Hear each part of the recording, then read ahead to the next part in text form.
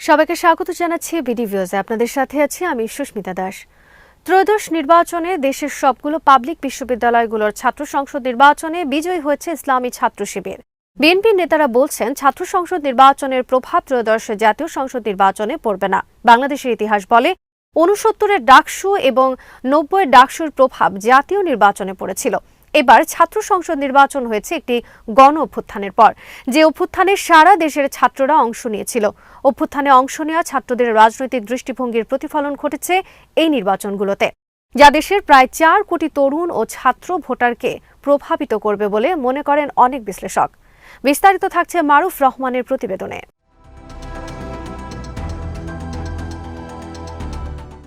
২৪শে জুলাই আগস্টের আন্দোলন নিছক কোটা বিরোধী আন্দোলন ছিল না।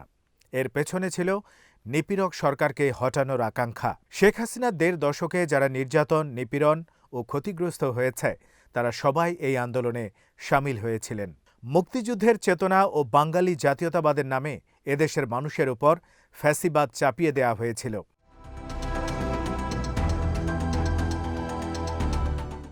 একটি সফল গণ অভ্যুত্থানের প্রভাব হয় সর্বব্যাপী। এর ভেতরগত দর্শন মানুষকে প্রবলভাবে নাড়া দেয়। অবচেতনভাবে মানুষ তা ধারণ করে।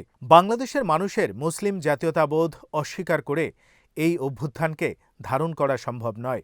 ফলে এই আন্দোলনে অংশ নেওয়া শিক্ষার্থীদের কাছে মুসলমানের চিহ্ন, প্রতীক, স্লোগানকে পশ্চাৎপদতা কিংবা বিচ্ছিন্ন হিসেবে তুলে ধরার কোনো সুযোগ নেই। বরং এই পরিচয় এখন মূলধারার মানুষের পরিচয়।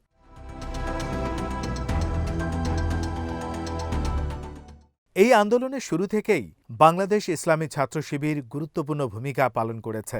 বামধারার ও বিএনপি সমর্থক বিশ্লেষকরা এই বিষয়টি সবসময় আড়াল করার চেষ্টা করে থাকেন।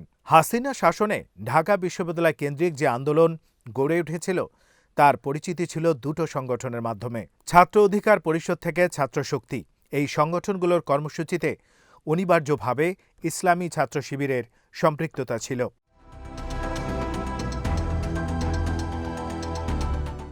অভ্যুত্থানের প্রথম সারির সমন্বয়কদের গ্রেপ্তারের পর আন্দোলনের চালিকা শক্তি ছিল শিবির। আন্দোলন সর্বব্যাপী ও গ্রহণযোগ্য করতে ছাত্রদল ও বাম ছাত্র সংগঠনগুলোকে সম্পৃক্ত করা হয়েছিল। আন্দোলনের কেন্দ্রবিন্দুতে ছাত্রদল ও বাম সংগঠনগুলোর কোনো ভূমিকা না থাকায় এর রূপ তারা ধরতে পারেনি। অভ্যুত্থান সফল হওয়ার পর থেকে বিএনপি ও ছাত্রদল এক ধরনের বিচ্ছিন্নতা অনুভব করতে থাকে। মুসলিম জাতীয়তাবাদী রাজনীতি বিএনপির রাজনৈতিক দর্শন হওয়ার পরও এই অভ্যুত্থানকে তারা ধারণ করতে পারছে না। অপরদিকে জাতীয়তাবাদী বাম সংগঠনগুলো এই অভ্যুত্থান নিয়ে হতাশা প্রকাশ করতে থাকে। স্বাভাবিকভাবে বিশ্ববিদ্যালয় কেন্দ্রিক অভ্যুত্থানের প্রাথমিক সুফল শিবির পেয়েছে।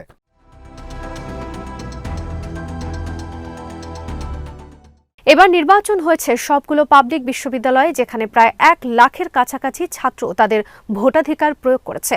ছাত্র সংসদের এই ভোটকে আমরা দেখতে পারি তরুণ ভোটারদের জরিপ হিসেবে। ছাত্র সংসদ নির্বাচনে ছাত্র শিবিরের সাফল্যের কারণ হিসেবে ছাত্রলীগে গুপ্ত থেকে সাংগঠনিক কার্যক্রম চালানোকে নেতিবাচকভাবে উপস্থাপন করছে ছাত্রদল ও বাম সংগঠনগুলো। ছাত্রদলের এই প্রচারণা কার্যত হিতে বিপরীত হয়েছে।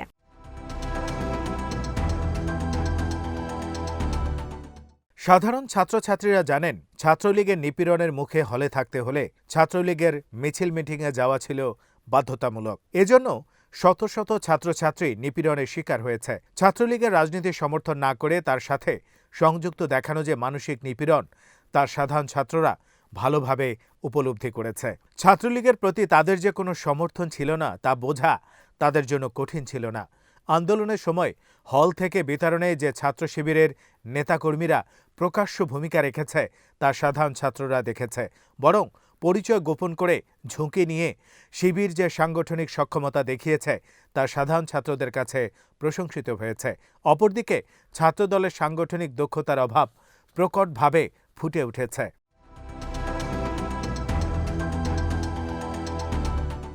বিএনপির কেন্দ্রীয় নেতারা যখন এই ন্যারেটিভ সামনে নিয়ে আসেন তখন তারা ছাত্রদলের আসল সমস্যাগুলোকে আড়াল করার চেষ্টা করেন। প্রকৃতপক্ষে ছাত্রদলের মূল সমস্যা রিক্রুটমেন্ট প্রক্রিয়ায়। ৯০ দশকের মধ্যভাগ থেকে ছাত্রদলের প্রতি সাধারণ ছাত্ররা আকর্ষণ হারিয়ে ফেলেছে।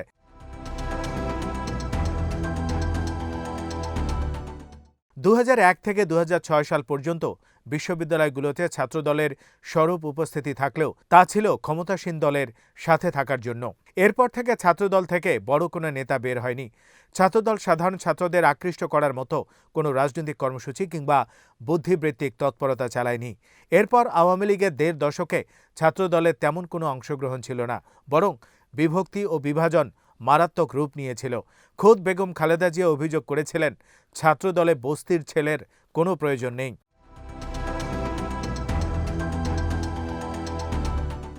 ছাত্রদল ও বাম সংগঠনগুলোর অভিযোগ হচ্ছে, ওয়েলফেয়ার পলিটিক্সের মাধ্যমে ছাত্র শিবির শিক্ষার্থীদের প্রভাবিত করছে। শিক্ষার্থীদের সমস্যা সমাধানে কোনো ছাত্র সংগঠন যদি অর্থের ব্যবহার করে থাকে, তাকে সাধারণ ছাত্ররা কিভাবে দেখছে? হলে হলে পানির ফিল্টার বসানো, মেয়েদের জন্য প্যাডের ভেন্ডিং মেশিন দেয়া, বিনামূল্যে স্বাস্থ্য পরীক্ষা, অভাবী শিক্ষার্থীদের বৃত্তি দেওয়ার মতো শিবিরের কর্মসূচির সমালোচনা করা হচ্ছে। কিন্তু দেখা যাচ্ছে সাধারণ শিক্ষার্থীরা শিবিরের এই কর্মসূচিগুলোকে স্বাগত জানাচ্ছে।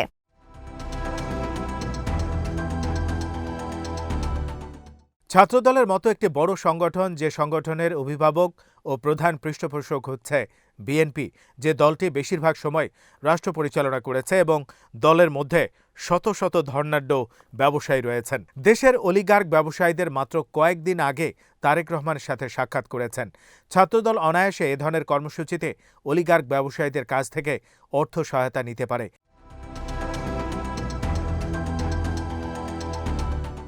কিন্তু প্রশ্ন হলো, ছাত্রদলকে কি এই ব্যবসায়ীরা বিশ্বাস করবে? কিংবা এ ধরনের কর্মসূচি বাস্তবায়নে যে স্বচ্ছতা, মেধা ও দক্ষতা দরকার, তা কি ছাত্রদল নেতাদের আছে? এই প্রশ্নের উত্তর খুঁজতে হবে। কিন্তু একটি বিষয় নিশ্চিত করে বলা যায়, শিবির যে ওয়েলফেয়ার পলিটিক্স শুরু করেছে, তা ছাত্র রাজনীতিকে কঠিন করে তুলেছে। সাধারণ শিক্ষার্থীদের জন্য ছাত্র সংগঠনগুলো কি করবে বা করতে চায়, তার প্রমাণ তাদের দেখাতে হবে।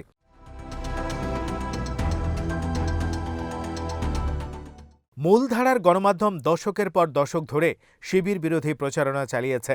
শিবিরকে অনেকটা সন্ত্রাসবাদী ও পশ্চাৎপদ সংগঠন হিসেবে তুলে ধরা হতো। সামাজিক যোগাযোগ মাধ্যম শিবিরের এই বৈরী প্রচারণার বাবল ভেঙে দিয়েছে। একজন শিবিরের নেতা ও কর্মী পাশাপাশি বসে ক্লাস করছেন, আন্দোলন সংগ্রামে অংশ নিয়েছেন। এতদিন ধরে শিবির সম্পর্কে যে মিথ তৈরি করা হয়েছিল, তারা দেখছেন বাস্তবতার সাথে তার কোনো মিল নেই।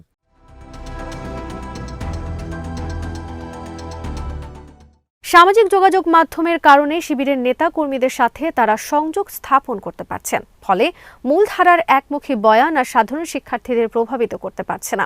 শিবিরের আজকের এই উত্থানের পেছনে সাংগঠনিক দক্ষতার পাশাপাশি বড় শক্তি ছিল সামাজিক যোগাযোগ মাধ্যম। মূলধারার গণমাধ্যমে শিবির কখনো জায়গা পেত না। আজকে তারা যে প্রচার পাচ্ছে, সেটি মূলধারার গণমাধ্যমের চাপে।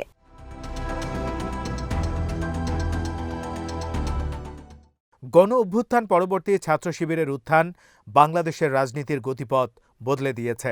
শিবির যেমন আগামী দিনের ছাত্র রাজনীতির একটি মডেল হিসেবে হাজির হয়েছে, তেমনি জাতীয় রাজনীতিতে এর প্রভাব হবে সুদূরপ্রসারী। যতই ভোটের রাজনীতিতে এর প্রভাব নেই বলে আত্মতুষ্টিতে থাকা হোক না কেন, তরুণরা যে নির্বাচনে বড় ফ্যাক্টর হিসেবে হাজির হয়েছে, তাতে কোনো সন্দেহ নেই।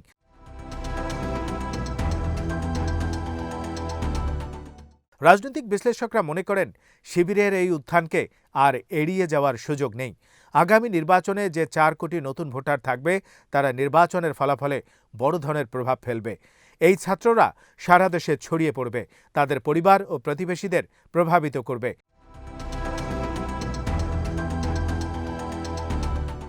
বিশ্ববিদ্যালয়গুলোতে শিবিরের বিজয়ে সবচেয়ে গুরুত্বপূর্ণ ভূমিকা পালন করেছে নারী শিক্ষার্থীরা।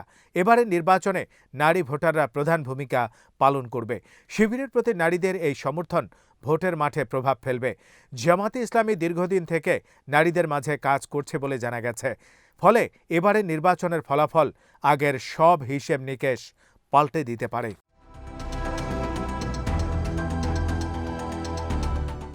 আজ এখানেই শেষ করছি। সবাই ভালো থাকুন, সুস্থ থাকুন আর দেখতে থাকুন বিডি ভিউজ। চ্যানেলটি ভালো লাগলে সাবস্ক্রাইব করুন। সংযুক্ত থাকুন আমাদের ফেসবুক পেজে।